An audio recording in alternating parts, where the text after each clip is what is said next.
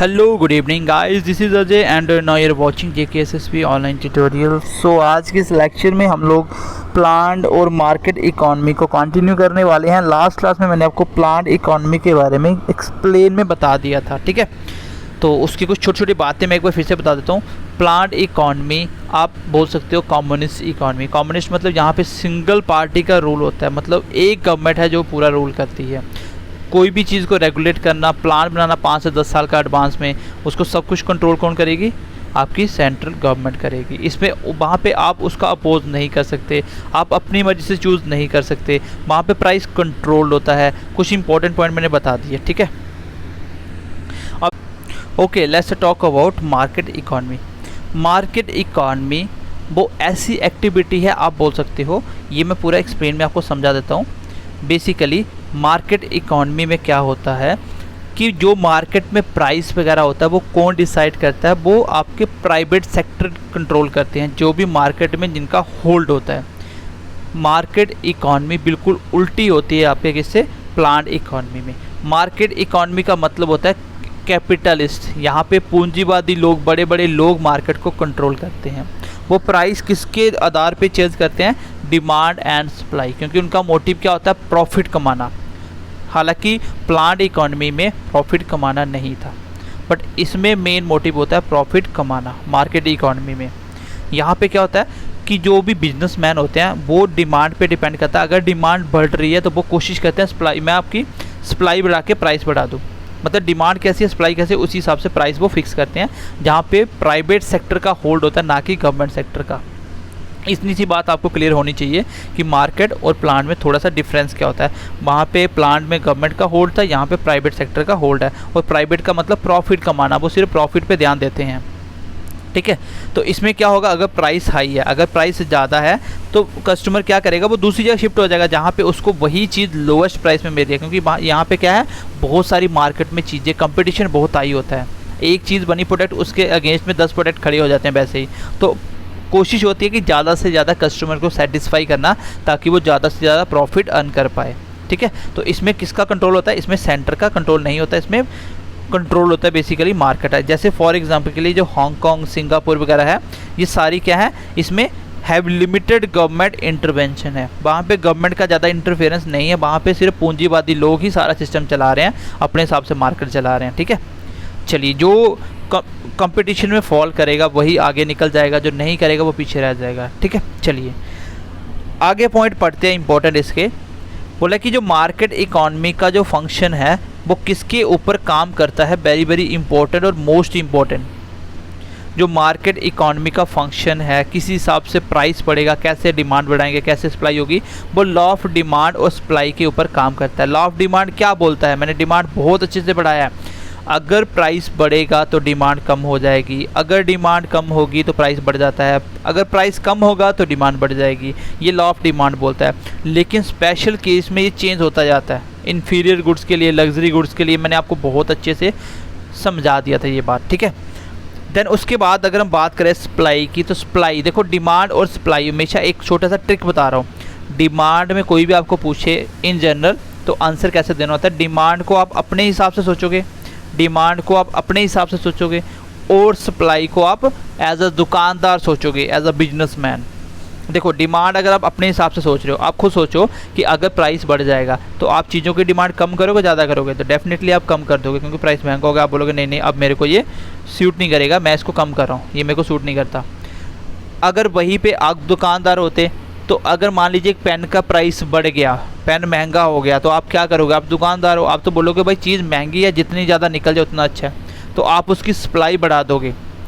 चीज़ महंगी हुई लेकिन आपने सप्लाई बढ़ा दी। तो ये बात याद रखना, सप्लाई का प्राइस के साथ डायरेक्टली रिलेशन है और डिमांड का प्राइस के साथ इनडायरेक्टली रिलेशन है। डिमांड को अपने हिसाब से सोचो और सप्लाई को दुकानदार के हिसाब से सोचो, ठीक है। और ये मार्केट ये है वो किस पे काम करती है? ये टोटली सप्लाई और डिमांड के ऊपर काम करेगी।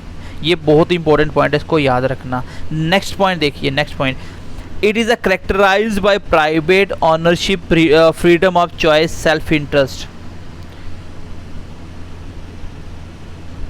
Optimise buying and selling platform etcetera. ये बेसिकली एक प्राइवेट ऑनरशिप होता है, एक प्राइवेट ऑनरशिप होता है, यहाँ पे फ्रीडम ऑफ चॉइस होता है, वहाँ पे फ्रीडम ऑफ चॉइस नहीं था। एक ये पॉइंट इंपॉर्टेंट है, एग्ज़ाम में क्वेश्चन पूछेगा, बताइए फ्रीडम ऑफ चॉइस कौन सी इकॉनमी के अंदर होता है, तो आंसर होगा सर मार्केट इकॉनमी के अंदर।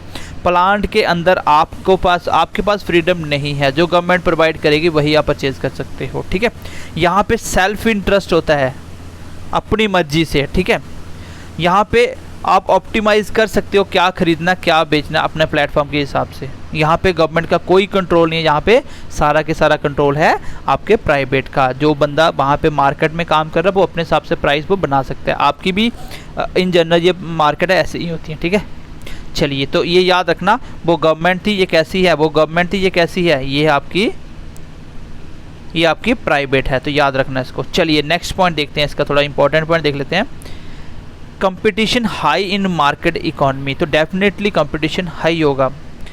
जब आपने चीज़ों को बेचना है, अपने हिसाब से प्रोड्यूस करना है, तो आप तो चाहोगे मेरी ज़्यादा से ज़्यादा चीज़ें बिके, मैं ज़्यादा से ज़्यादा अर्न करूं, तो डेफिनेटली यहाँ पे कंपटीशन हाई होता है। जितना काम उतना पैसा, जितना काम उतना पैसा, जिस हिसाब से क्वालिटी उस हिसाब से पैसा। तो इवन कि प्लांट में ऐसा नहीं होता था, वहाँ पे जो गवर्नमेंट ने बोल दिया, वो सेंट्रली सिंगल गवर्नमेंट होती है, सब कुछ वही डिसाइड करती है, ठीक है। तो इसमें कंपटीशन हाई होता है, उसमें कंपटीशन लो होता है, तो याद रखना ये इस बात को, ये भी इंपॉर्टेंट पॉइंट है इसका, ठीक है। यहाँ पे कोई भी गवर्नमेंट का इंटरवेंशन नहीं होता है, इंटरफेरेंस नहीं करती यहाँ पे गवर्नमेंट, क्योंकि कंट्रोल्ड होता है सारा की सारा प्राइवेट सेक्टर का। चलिए यहाँ पे आगे बढ़ते हैं। और कंपटीशन हाई होने की वजह से यहाँ पे क्या होता है, मार्केट इकॉनमी क्या होती है, ऑप्टिमाइजेज एफिशिएंसी एंड इनोवेशन। यहाँ पे एफिशिएंसी बढ़ जाती है, चीज़ों की एफिशिएंसी बढ़ जाती है, प्रोड्यूस करने की एफिशिएंसी बढ़ जाती है, और इनोवेशन मतलब नई नई चीज़ों का अवतार होता है। यहाँ पे लोग नई नई इन्वेंशन करते हैं, नई नई चीज़ें बनाते हैं, क्योंकि कंपटीशन होता है लोगों में आगे निकलने का। इस चक्कर में वो नई से नई चीज़ें लेके आते हैं मार्केट में, ठीक है, क्योंकि यहाँ पे कंपटीशन हाई है। आगे बढ़ते हैं, देखिए नेक्स्ट पॉइंट देखिए। चलिए, इसका नुकसान ये भी है, जो मार्केट इकॉनमी है वो क्या करती है, मार्केट इकॉनमी आपका वो मार्जिनलाइज कर देती है, बीच में गैप एक मार्जिन लेके आ जाती है, किसके बीच में, those that are unable to compete, जो कंपटीशन नहीं कर पाते, जो कंट्रीब्यूट नहीं दे पाते इनकम इनइक्वालिटी के अंदर, ठीक है। मतलब बेसिकली जो लोग कंपटीशन यहाँ नहीं कर सकते उसके बीच में ये गैप क्रिएट कर देती है मार्केट इकॉनमी, ठीक है, उसको मार्जिनलाइज कर देती है, ठीक है, मार्जिन लेके आती है, गैप लेके आ जाती है बीच में। क्योंकि अगर आप कंपटीशन नहीं कर पाओगे तो आप मार्केट में फॉल नहीं कर पाओगे। जो लोग ज़्यादा काम करेंगे ज़्यादा अर्न करेंगे, और जो कम करेंगे वो कम अर्न करेंगे, और यहाँ पे रिच और पुअर का गैप बढ़ जाता है। इवन कि प्लांट में ऐसा नहीं था, ठीक है, ये एक तरह से इसका नुकसान भी है। चलिए आगे देखिए, यहाँ पे मैक्सिमम होल्ड होता है प्राइवेट सेक्टर का, गवर्नमेंट का इंटरवेंशन नहीं होता, ये तो पॉइंट मैंने पहले ही डिस्कस कर दिया। चलिए आगे देखते हैं, नेक्स्ट पॉइंट देखिए। नेक्स्ट पॉइंट क्या बोल रहा है, नेक्स्ट पॉइंट बोल रहा है कि जो ज़्यादा से ज़्यादा मोस्ट गुड्स और सर्विस हैं वो सारे के सारे कौन ओन्ड करता है, वो प्राइवेट करते हैं। प्राइवेट मैंने पहले ही बता दिया, यहाँ पे प्राइवेट का रोल होता है, और इनके पास लीगली मतलब राइट होता है कि ये अपने हिसाब से चीज़ों को बाई कर सकते हैं, सेल कर सकते हैं, जो भी चाहे वो अपने हिसाब से कर सकते हैं, ठीक है। तो इसमें क्योंकि गवर्नमेंट का कोई रोल नहीं होता, ये आपकी प्रॉपर्टी है, आप जैसे मर्जी इसको करो, आप जैसे रहना चाहते हो, जैसे बेचना चाहते हो, यहाँ मर्जी बेचो, ये आपका अपना राइट है। नेक्स्ट पॉइंट की अगर हम बात करें, इंपॉर्टेंट पॉइंट है, यहाँ पे फ्रीडम ऑफ चॉइस होता है, मैं पहले ही बता दूँ, क्योंकि एक ही पॉइंट बार बार आने हैं जहाँ पे, ठीक है। फ्रीडम ऑफ चॉइस होता है, आप अपनी मर्जी से चीज़ें बना सकते हो, अपनी मर्जी से चीज़ें परचेज कर सकते हो, अपनी मर्जी से चीज़ें सेल कर सकते हो, किसके अकॉर्डिंग, डिमांड एंड सप्लाई के अकॉर्डिंग, क्योंकि ये पूरा की पूरा कॉन्सेप्ट काम करता है डिमांड एंड सप्लाई के ऊपर। डिमांड और सप्लाई के आधार पर ही आप प्राइस फिक्स करोगे, उसी हिसाब से आप प्रोड्यूस करोगे, उसी हिसाब से आप सब कुछ मार्केट में अपने हिसाब से कंट्रोल करोगे। ये फ्रीडम ऑफ चॉइस होती है, अपनी मर्जी से जो चाहे बंदा खरीद सकता है। यहाँ पर ऐसा कुछ नहीं है कि जो गवर्नमेंट बोलेगी वही करना पड़ेगा, ठीक है। इनका जो मोटिव होता है, वो सेल्फ इंटरेस्ट होता है, अपने आप के लिए है। इवन कि प्लांट में क्या था, वहाँ पे गवर्नमेंट ने आपको बोला भैया ये काम करना है, आपको मैं सैलरी दे रही हूँ। अब आपको पता है मैं काम कम करूँ ज़्यादा करूँ, सैलरी आ रही है, तो कौन इंसान चाहता वेलफेयर, कौन नहीं चाहता वेलफेयर, सबको वेलफेयर चाहिए, तो वो काम नहीं करता। सरकारी में काम नहीं होते। आप चले जाओ BSNL में चले जाओ, 10-10 दिन घूमते रहो, आपका काम नहीं करेंगे वो। क्यों? क्योंकि उनको सैलरी मिल रही है, उनसे गवर्नमेंट काम नहीं चाहती, नहीं प्रोड्यूस करवा पा रही, जिसकी वजह से वो मज़े कर रहे हैं और सैलरी ले रहे हैं। तो वहाँ पे कंपटीशन है, इसी चक्कर में हमारा BSNL पीछे हो गया। प्राइवेट कंपनी आज देखो जियो वगैरह कहाँ चली गई, क्योंकि वहाँ पर सेल्फ इंटरेस्ट का मोटिव होता है। ज़्यादा से ज़्यादा अपने लिए कमाना, जितना करोगे उतना ज़्यादा पैसा मिलेगा। प्राइवेट में क्या होता है, कोई अगर कंपनी में काम कर रहा है तो उसको सैलरी किसकी मिलती है, काम की। जैसा काम वैसा आपको दाम मिलेगा। अगर आप काम अच्छा करोगे तो ज़्यादा पैसा, नहीं करोगे तो नहीं मिलेगा। तो इसलिए यहाँ पे कंपटीशन हाई होने की वजह से डेवलपमेंट भी हाई होती है और यहाँ पे काम भी ज़्यादा होता है। ठीक है, तो यहाँ पे इसी की वजह से क्या होता है, सेल्फ इंटरेस्ट मोटिव होता है, क्योंकि यहाँ पे प्राइवेट सेक्टर का फोकस किसके ऊपर होता है, ज़्यादा से ज़्यादा प्रॉफिट के ऊपर होता है। चलिए इसके अब हम बात करेंगे इसके फ़ायदे क्या हैं, इसके फ़ायदे क्या क्या होते हैं। ठीक है, इसके फ़ायदे क्या हैं आपके। बेसिक सी बात है, कंपटीशन हाई है। कंपटीशन हाई होने की वजह से क्या होगा, आपका डेवलपमेंट और ग्रोथ रेट काफ़ी हाई हो जाएगा, क्योंकि कंपटीशन हाई है। नए नए लोग डिज़ाइन लेके आ रहे हैं, नए नए प्रोडक्ट मार्केट में लेके आ रहे हैं, तो ग्रोथ अपने आप होगी, डेवलपमेंट अपने आप होगा। कंपटीशन यहाँ पे बहुत हाई होता है, क्योंकि सबको एक दूसरे से आगे निकलना है। यहाँ पे कस्टमर अपनी मर्जी से चीज़ें परचेज़ कर सकता है, क्योंकि फ्रीडम ऑफ चॉइस है, पहले बता दिया। जीडीपी हाई हो जाएगी, क्यों हाई होगी, क्योंकि जीडीपी जहाँ पे प्रोडक्शन ज़्यादा होगा, कंपटीशन हाई है, तो जहाँ कंपटीशन है वहाँ पे काम नहीं होता है। ठीक है, चलिए गाइज नेक्स्ट इसके डिसएडवांटेज देखिए, दैन उसके बाद हमारी क्लास ख़त्म होगी। ये वाला टॉपिक कंप्लीट हो चुका है। ये कॉमन सेंस के क्वेश्चन है, खुद बना सकते हो अगर आपने इकोनॉमी पढ़ा हुआ है तो। रिच पुअर का गैप बढ़ेगा, क्यों बढ़ेगा, क्योंकि यहाँ पे कंपटीशन बहुत हाई है। जो जितना काम करेगा उसी हिसाब से पैसा मिलेगा, तो कंपटीशन हाई होने की वजह से रिच और पुअर का गैप बढ़ता जाता है। जैसे देख लीजिए अमेरिका में जो रिच है वो बहुत ज़्यादा रिच हो गए, और जो गरीब है वो गरीब हो गए, क्योंकि वहाँ पे कैपिटलिस्ट है। कैपिटलिस्ट का मतलब यही है जो हम अभी पढ़ रहे हैं, मार्केट इकॉनमी एक तरह की कैपिटलिस्ट है, जहाँ पे पूंजीवादियों का रोल होता है। अब देश हमारी कंट्री भी ऐसे बढ़ रही है, अंबानी अडानी रिच होते जा रहे हैं और गरीब बहुत गरीब होता है, हंगर रेट बढ़ता जा रहा है, पुअर लोग जो पुअर हैं ज़्यादा पुअर हो रहे हैं। तो यहाँ पे रिच और पुअर का गैप बढ़ जाता है, क्योंकि कंपटीशन में जो जिसके पास पैसा है वो तो इन्वेस्ट करके और कमा रहा है, जिसके पास नहीं है उनके लिए तो सर्वाइव करना मुश्किल हो पा रहा है। इसलिए यहाँ पे रिच और पुअर का गैप बढ़ जाता है, कंपटीशन में फॉल नहीं कर पाते वो। नेक्स्ट पॉइंट इसका ये है, जो इसका की मैकेनिज्म है of a market economy is a competition, क्योंकि इसका मेन क्या है, कंपटीशन इसका मेन की मैकेनिज्म है। इसका रिजल्ट ये होता है, इसका रिजल्ट ये रहता है, it has no system to care for those who are at an interest competition disadvantage inherent मतलब यहाँ पे इस कंपटीशन की वजह से नुकसान ये हो जाता है कि यहाँ पे जो सिस्टम है ना वो केयर नहीं कर पाता किनकी, जो खानदानी पीछे से कंपटीशन से क्या है डिसएडवांटेज मिले, जिनको जो कंपटीशन में पहले भी नहीं थे, अब उनकी वजह से वो अभी भी कंपटीशन में नहीं आ पा रहे और सिस्टम उनके लिए कुछ नहीं कर पाता। क्योंकि ये सिस्टम ऐसा है कि जो काम करेगा वही पैसा कमाएगा। जिसकी कंपनी बड़ी होती जा रही है वो पावरफुल होता चला जा रहा है। जो पुअर है, जिसके खानदान पुअर है, तो वो आगे उसके बच्चे भी तो पुअर होंगे ना, उनको ऊपर उठ पाना बहुत मुश्किल है, क्योंकि सिस्टम इतना सपोर्ट नहीं करता। इवन कि प्लांट में सबकी रिस्पॉन्सिबिलिटी गवर्नमेंट के पास थी। ठीक है, तो ये थोड़ा सा इसमें डिसएडवांटेज रहता है।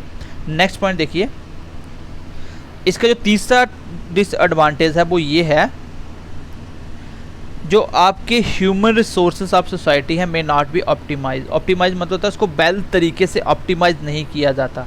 ठीक है, जो ह्यूमन रिसोर्सेज सोसाइटी के जो जैसे हमारी सोसाइटी को किस चीज़ की नीड है उसको वो अच्छे तरीके से ऑप्टिमाइज नहीं किया जाता, उसको वो प्रॉफिट के हिसाब से, क्योंकि प्राइवेट का मतलब है प्रॉफिट कमाना, वो प्रॉफिट के इंटेंशन से काम करती है। उनको कोई लेना देना नहीं है कि इन्वायरमेंट ज़्यादा ख़राब हो जाएगा, ऐसा कुछ नहीं होता। ठीक है, और यहाँ पे क्या होता है, इनइक्वालिटी, मार्केट फेलियर, मोनोपोली जैसी कंडीशन अराइज हो जाती है। ठीक है, मोनोपोली क्या होती है मैंने आपको पहले ही मार्केट में बता दिया था। ठीक है, मोनोपोली वगैरह क्या होती है। ठीक है, मोनोपोली क्या होती है, यहाँ मार्केट फेलियर होती है, इनइक्वालिटी बहुत ज़्यादा होती है।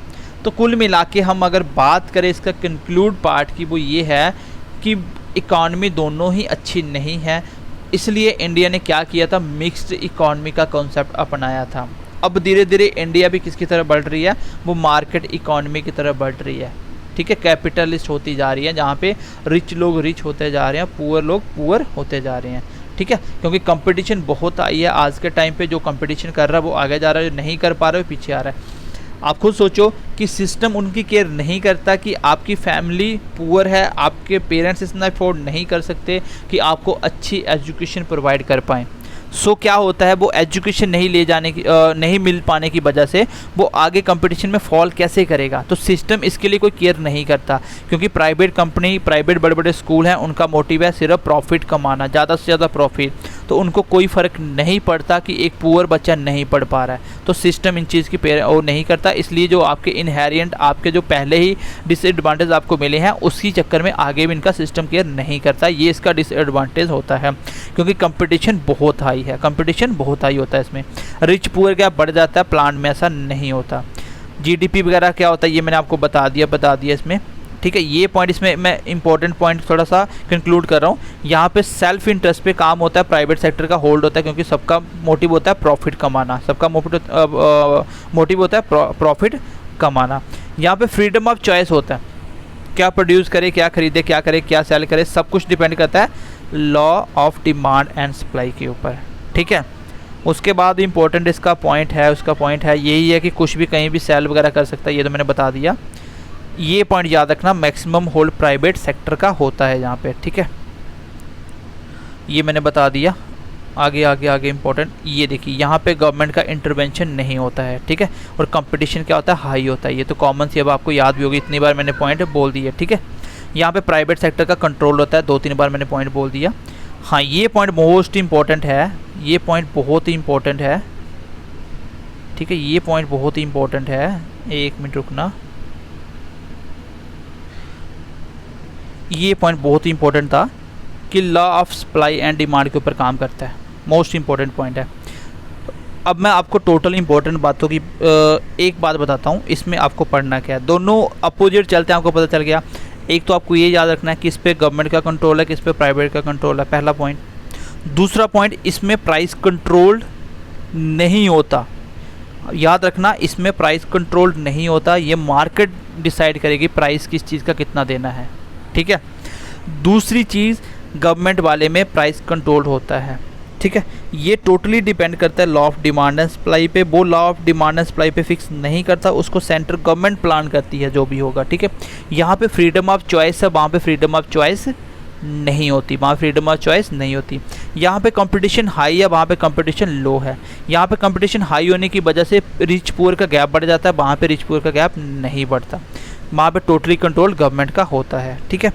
ये कुछ इंपॉर्टेंट पॉइंट है जो आपको याद रखने हैं, और ये बहुत डिफ़िकल्ट चैप्टर नहीं है, आप इजीली इस चैप्टर को दिमाग में रखते हो। मैंने कोशिश की है कि आपको चीज़ों को थोड़ा सा आपके पूरी इकॉनमी के साथ थोड़ा सा रिलेट कर पाऊँ। इवन कि मैंने ये पॉइंट आपको सारे के सारे पहले बेसिक क्लासेस में समझा दिए थे कि सोशलिस्ट क्या होता है, कम्युनिस्ट क्या होता है, ठीक है, कैपिटलिस्ट क्या होता है, मिक्स इकॉनमी क्या होती है। मैं सब कुछ आपको एक्सप्लेन करके विद एग्जाम्पल समझाने की कोशिश की थी। तो आई होप ये चैप्टर अभी आपको क्लियर हो गया होगा। अभी आपका एक चैप्टर बचा है, उसको हम जल्दी से ख़त्म करते हैं, ठीक है। तो बाकी MCQ स्टार्ट हो चुके हैं, इकॉनमी के MCQ भी आपको मे बी कल से स्टार्ट हो जाए आपके, ठीक है। तो चलिए मिलते हैं अगली क्लास में, तब तक के लिए ध्यान रखिए अपना, bye bye, take care and God bless you.